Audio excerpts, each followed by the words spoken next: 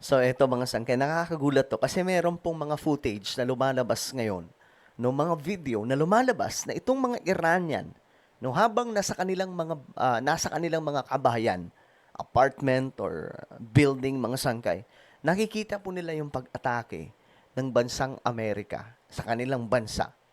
Guys, aba mga sangkay, sila po ay masaya. Sila po ay tuwang-tuwa. So paano nangyari yan mga sangkay?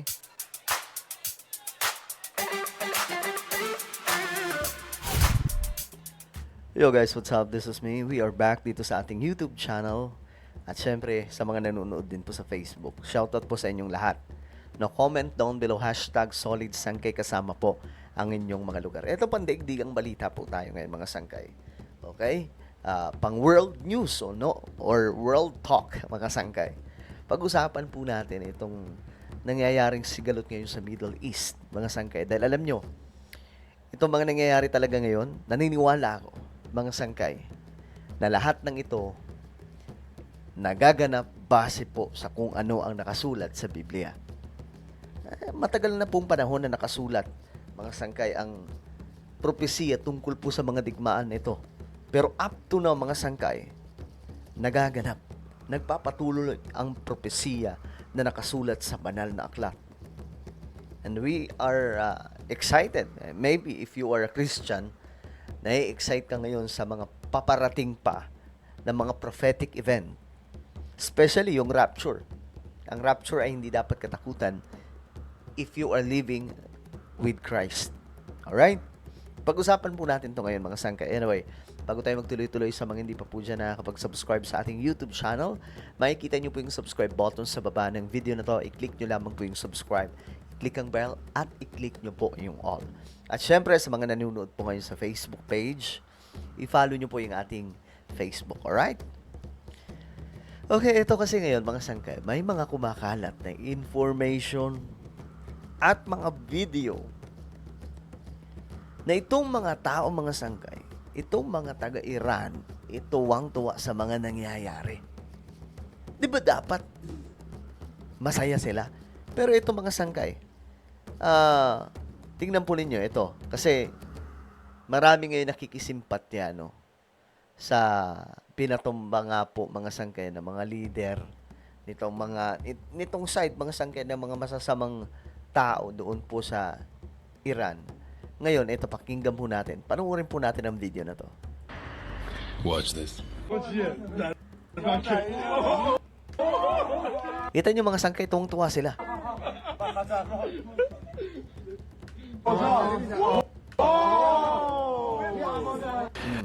Tuwang-tuwa sila, di ba, habang nangyayari yun?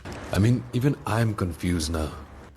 People in Iran are having their barbecue nights in their balcony and rooftops and enjoying the view of their city being bombed. You see? Nag-i-enjoy sila habang pinapanood yun. Why?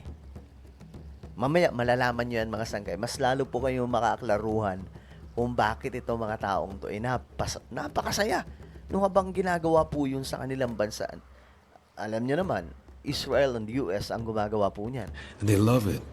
You know why? They love it, mga sangkay. Bakit daw? Because we're tired of this regime. Ayan po. Siya po ay isang Iranian. Bakit daw po sila masaya? Dahil sila daw po ay pagod na sa rehimen na ito. Kasi nga po, alam nyo na, nabago lang to nung nagkaroon po ng Islam doon po sa Iran. Nagbago ang lahat mga sangkay. Hindi naman po talaga itong mga to. Hindi po talaga sila original Islam. If you know, mga sangkay, Persian Empire. No? Lalong-lalo na po si Cyrus the Great, mga sangkay.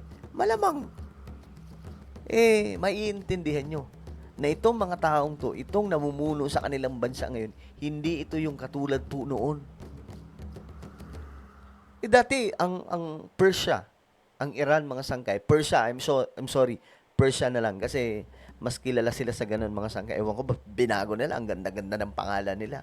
Ang ganda ng pangalan na Persia, di ba? Pinag-aaralan po natin yan sa kasaysayan ng ating bansa. Lalong-lalo na po kapag nung panahon po ng, anong tawag dito? High school. So, ngayon, mga sangkay, itong Persia, hindi po yan talaga ang kanilang relihiyon dati. Mga sangkay, nagbago lang talaga nung yung pinatumba na naghari-harian sa kanilang bansa for many decades, mga sangkay. Naging malupit sa lahat, no? Dahil po sa kanilang pagiging radical na Islam. And we don't call this a war. Hindi daw nila tinatawag itong gera. We call this a rescue mission. You see? I only made this video for the people who say that United States and Israel must not intervene. Just shh. Your time is up. Let us enjoy the view. Let us enjoy the view. Yun po yung kanilang sinasabi, mga sangkay. Ngayon, mas lalo pa nating naiintindihan kung ano po itong nangyayari ngayon. Ngayon, eto pa mga sangkay. Eto, tingnan po ninyo. Isa pong Iranian rin nagsalita. Maraming ganito mga sangkay, mapapanood nyo sa social media, guys. Kaya nga nakakainis yung mga nakikita po natin sa media, na may mga media kasi na makapanira sa Israel at Amerika, wagas. Na may mga tao rin po na kumakampi pa doon. Alam ba nila ito? Alam ba nila na nangyayari ito?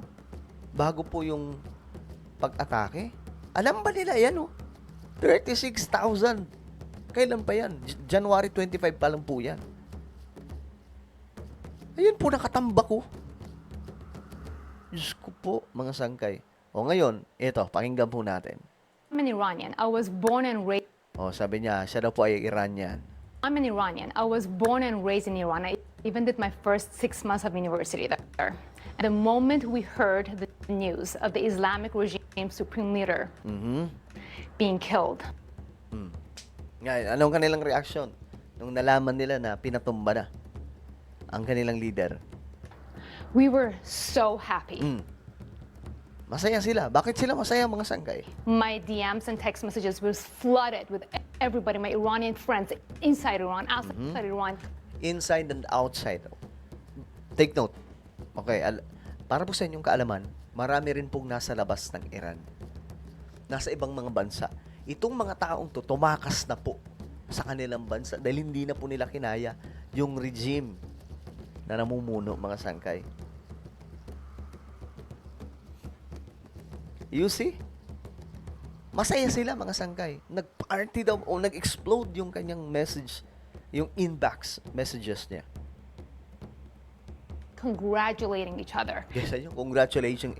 Nagko-congratulate sa isa't isa. Congratulating each other. So I know war is horrific, but this is to me a freedom strike. You see? Guys, now we understand why. Now we understand. Kaya nga, mga sangkay, ito sila, tingnan po ninyo, nagpapasalamat. President Trump, Prime Minister Netanyahu, thank you so much for doing what you've done. We knew that you would do it. There was no doubt you'll get it done. It was a matter of when, not if. Look at the celebration of all Iranians all over the world, celebrating your success. And I want to thank all of our troops from United States and Israel to put your life in danger to free 80 million Iranians. Thank you so much. You're all in our prayer. You're all in our thoughts. You're all in our prayers. And I think that you go there and come back safely at home. May God bless America. May God bless Iran. May God bless all of our troops. And I wish health, happiness, success for all of you. And hope we can bring life, liberty, and freedom to all the Iranian people. You see, mga sangkay? Marami sa kanila nagpapasalamat. Mga Iranian, magtataka kayo eh. Yung mga nasa Pilipinas, di ba? Yung mga, alam nyo na, galit na galit sa Amerika, mga sangkay at Israel. Pero ito, mga Iranian, tuwang-tuwa sila. Kasi alam nga po nila yung kalagayan nila, especially yung mga Christian po doon. Pinapahirapan po sila. Kaya, nung nalaman ko po itong ginawa ni Trump, na ano ko, alam nyo yun, hindi ko maiwasan na matuwa. Kasi nga po, finally, no? Finally, may nag-rescue na. Kasi mga sangkay, matagal na po itong nangyayari. Itong 36,500 Sa loob lamang po yan, I think, 3 months. Ito nga mga sangkay, oh. Ito nga January 8 to 9 lang na crackdown nationwide. Umabot po ng 36,000 yung mga pinatumba. Ganun lang mga sangkay, ganun lang kabilis. Kaya ito, tama yung sinasabi mga sangkay ng isa kanina, ng Iranian. Ito po talaga isang rescue mission ng US at Israel mga sangkay. Para po sa mga Persian people. No? At ito po ay sana maging matagumpay mga sangkay, pero kasi sa Bible prophecy, 'di ba? Sa Bible prophecy, lalong-lalo po pag pinag-uusapan yung Gog and Magog battle, ang Persia o ang Iran ay isa po sa magiging kabahagi sa digmaan. Hindi ko alam mga sangkay kung yung kanilang all-out government ang gagawa nun or may mga grupo, mga sangkay. Siyempre, yung partido, mga sangkay ng pinatumba ng Amerika, andun pa rin naman. Hindi ko alam kung sila yun during that time, pero mga sangkay, ang masasabi ko lang ngayon, ang revival umuusbong po talaga doon po sa Iran. Well, ano po ang inyong opinion sa ating napag-usapan ngayon? Comment down below. Meron tayong YouTube channel, ito po ay Sangkay Revelation. Hanapin nyo po ito sa YouTube ngayon din. Kapag nakita nyo na, i-click nyo po yung subscribe, i-click ang bell, at i-click nyo po yung all. Ako na po ay magpapaalam. Mag-iingat pong lahat. God bless everyone.